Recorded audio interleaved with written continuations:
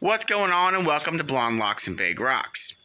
Today is a video I didn't really plan on making, but thought we'd take you along for the ride. Been trying to diagnose and track down a noise that I've been hearing while I've been driving. There's been this clicking sound that's going. It sounded like it's come from the transfer case. It's definitely rotational, increases with speed, and tonight I finally started digging into it and pulled the speed sensor out of the back of the transfer case, kind of stuck my hand in there, and when it came out, I look like the Tin Man. So there's a lot of metal floating around in there. I even got a few little pieces. So that transfer case has to come out before it starts grenading, and then we have catastrophic failure. So it's about 8:30 at night, Saturday night. Sun's gone down. Let's turn some lights on, get some wrenches going, get this transfer case pulled.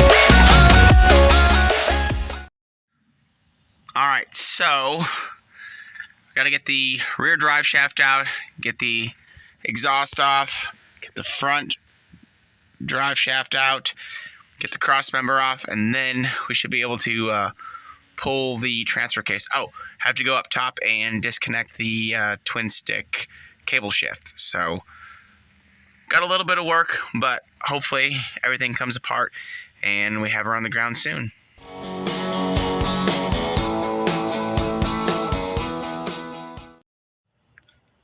So some people might call this procrastination or laziness, but I just, I knew that he's going to have to get back in here again, so I have not sealed this back up again. So I just kind of took the floor mat off that I had kind of covering up the hole for now, and that gives me access to undo my cable shifters, and then I've also got the access to the bolts to unbolt the transfer case from the doubler. So, yeah. I knew this was going to be coming apart again,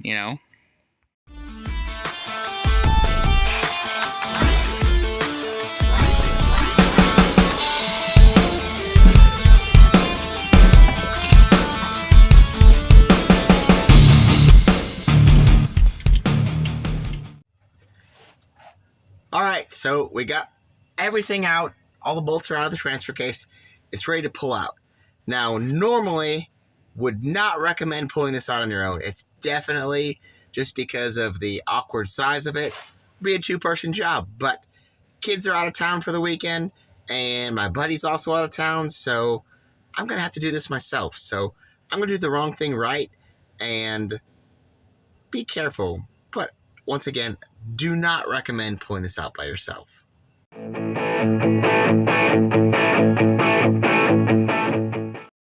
All right. It's about 10 o'clock right now. Transfer case is on the ground. Let me see if I can't flip you around and show you kind of what I thought that led me to want to pull this thing. So, not sure if it's going to show up on camera too good, but inside there, that fluid is just shiny silver. And so there is something internally going on wrong inside of this thing. Like I said before, I had this clicking sound while I was driving, and now I know for sure something is kind of eating itself apart. So we need to tear into this thing and see exactly what is going on. All right, transfer case is out.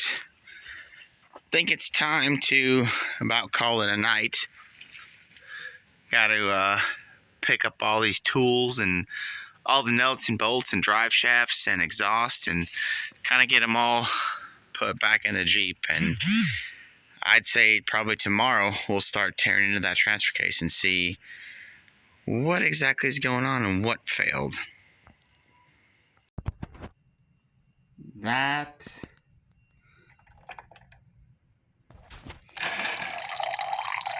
does not look very good.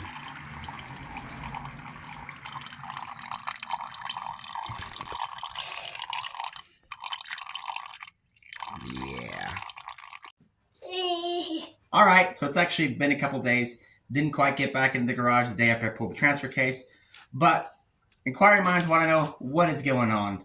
Unfortunately, today, in the words of Tracy Lawrence, it is a day hot enough to make the devil cry. Except it's not late July, it's actually late August. So, bear with us. We're going to try to at least pop this rear cover off and see inside. I got the fluid drain out of it. Once again, as you can see, it's bright, shiny silver, so something is going on. So hopefully we pull this cover and we see the smoking gun as to what's going on. But I got Kimber here. She's going to work the impact. We're going to pop these off and see what's going on.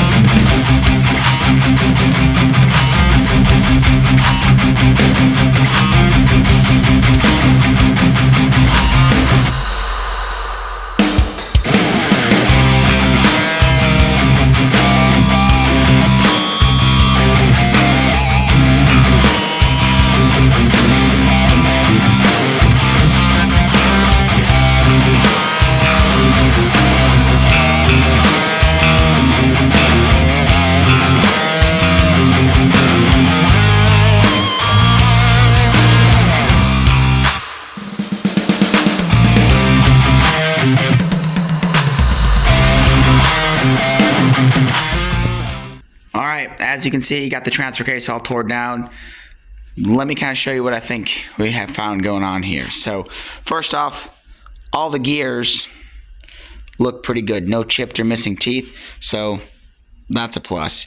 What I did find was when I took this gear set out, which rides in between these two, there should be 2 thrust washers. I only found 1. Now, I don't know if the camera kind of puts it up too good, but you can kind of see that that looks a little brass in color. And there should be a tab right there. For reference, this is what a new one looks like. You can see it's got the tab there, and like I said, it's brass in color. Now, some of these debris pieces that we picked up out of the transfer case, let's see, this one's probably a good one. You can see it's got that brass on there too. So what I think happened was that somehow we lost a thrust washer. That gear was allowed to move back and forth in the housing here. And if you can see down in there, that is the shift fork. And it looks like when that gear kind of started walking back and forth because it wasn't being held in place, it started to wear down and kind of eat that shift fork. And I believe the metal, or why the fluid was so silver, was from it rubbing up against the shift fork. So hopefully you can go ahead and clean out, I'll inspect all these bearings, make sure there's no metal debris in any of those. I got a couple new, like I said, thrust washers, and just kind of go through a deep inspection, and then hopefully we can put all this back together and be back in business. So I did get an extra case from a buddy, and it just so happened to be that this 300 is a short output. Mine is a long output. And in case anyone was wondering, a Dana 300 with a short output, you can see what the bolt pattern looks like. And this is a Dana 300 with the long output bolt pattern. The long output is more common than the short, but from what I can tell, all the internals are the same. So like for instance, the shift forks and even the shift rails and whatnot, I'm going to use some of that to put this case back together. So it's definitely going to come in handy, but like I said, bolt pattern on the output housing, definitely different, as you can see. Okay, so it's been a couple weeks since I went and tore this all down, as you saw. Life kind of happens, had to wait for some parts. FedEx kind of delayed a few things, but regardless, I believe we've got everything that we need now. It's all cleaned up and ready to go. So let's hope that I can remember how to put Humpty Dumpty back together again and get this transfer case back together in one piece. Let's go.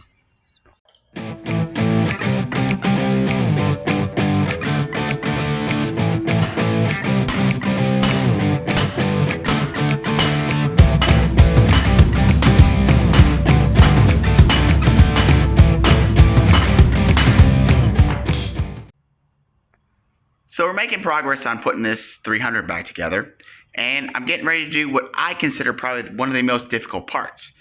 Let me flip the camera around and show you exactly what we got going on. Alright, so this gear right here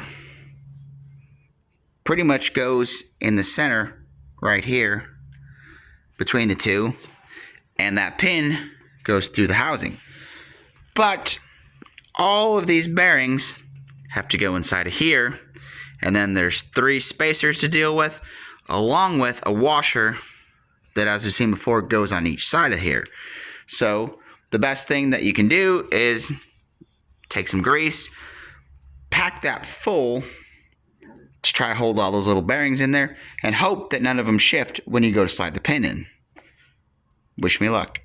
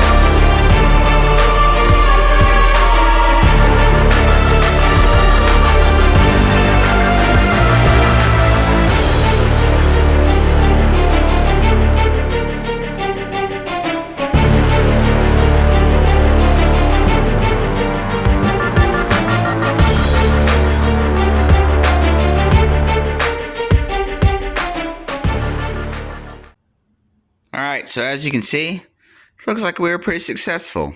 Took a little bit, but everything is back in line. And I did make sure that I kept both the spacers on both sides. The first time I knocked the pin in there, it looks like it fell out, which I'm assuming is what happened when I changed the output on this a couple years ago and I just didn't realize it. But all the bearings are in there, all the spacers are in there, so this thing should be ready to go. So now we're going to keep going. Got to put the front side on, back side on, and then we've also got to put the cover back on. So we're getting there. Alright, so just like that, she's back together in one piece. But unfortunately, we've kind of run out of day. It's roughly about midnight, so we're going to call it. But tomorrow we'll be back on it like that. Just like that, it's a new day. We're outside in the driveway. Transfer case is sitting right there. It's ready to go in. Let's see if we can't get this put in this Jeep and make it work.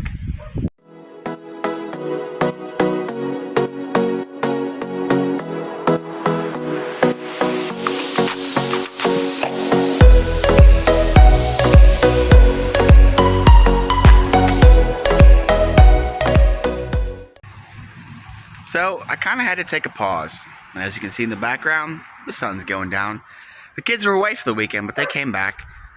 Transfer case is in, but I still need drive shafts and exhausts, so I gotta go in the house for a little bit, take care of them. Then once they go to bed, I'll probably be back out here, try to get all that finished up. So the kids are in bed. Time to clock in, work the late shift.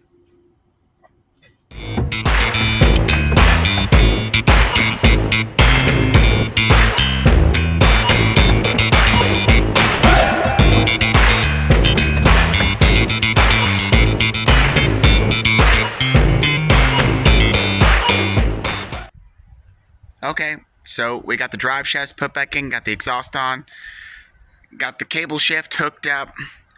All that's left is to fill with some fluids, adjust the cables, and then it should be ready for a test drive, but that's going to have to wait for another night. So, it's been a couple days since I got the Jeep put back together. Just really haven't had time for a test drive. So, today is going to be that day. It's about a balmy 50 degrees this morning. Doors are off, the roof's off. First test drive, gonna take the kids to school. Let's see how this goes. So I was hoping that the test drive this morning was gonna be the end of this chapter. We were gonna be good to go. But unfortunately, about a block away from the house. Transfer case is still making the same noise. So once I got the kids dropped off at school, I pulled the front seat, started playing around with cable adjustments and doing anything I could, pulled both drive shafts out. Still sounds like it's making noise coming from inside the case. So, unfortunately, as much as I don't want to, looks like we're going to have to pull the case again. So, not thrilled, but, I mean, we've done this before, so should be easy, right? We'll pull it out and see what's going on.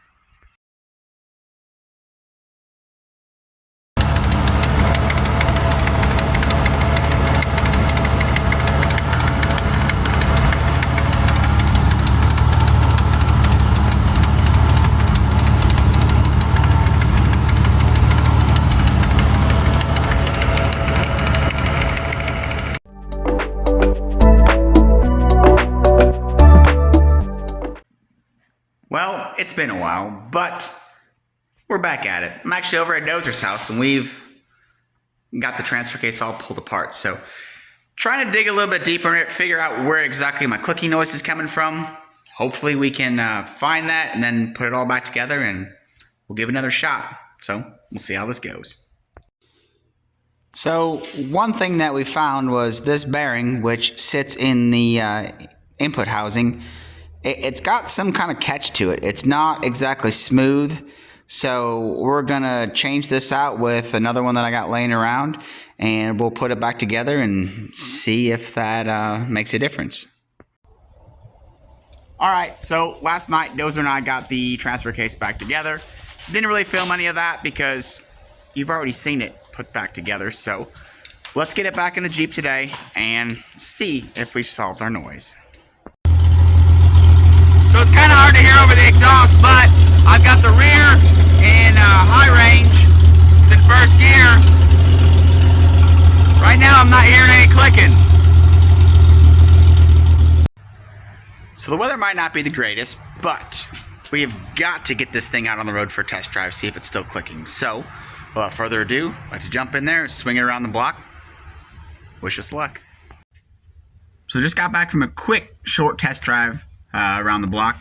As you can see, there's no passenger seat, no tools are still laying out, but had to know, sounds better. So I'm hopeful. So now I think we're going to finish putting everything back together, and I'll probably close this video. And hopefully we don't have to make another one again about this transfer case and any kind of noises. So thanks for watching, and remember, there's no time like the present, so start them young. Until next time, bye.